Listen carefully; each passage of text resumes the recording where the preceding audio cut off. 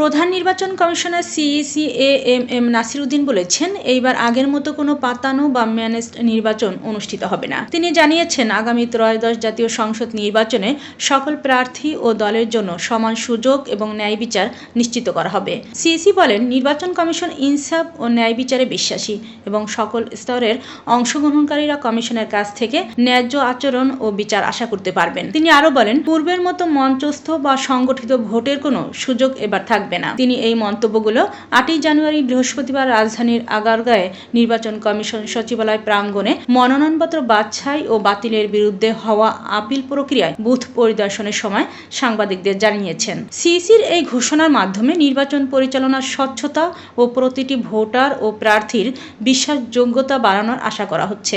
আপনারা যে আইন অনুযায়ী যা হবে, বিধিবিধান অনুযায়ী যা হবে, আমরা সেই ধরনের সিদ্ধান্ত দিব এবং আইন তো সবার জন্য সমান, সবাই তো মানতে বাধ্য হবো। কোনো পাতানো নির্বাচন হবে না, রাজপথে নামারও দরকার হবে না।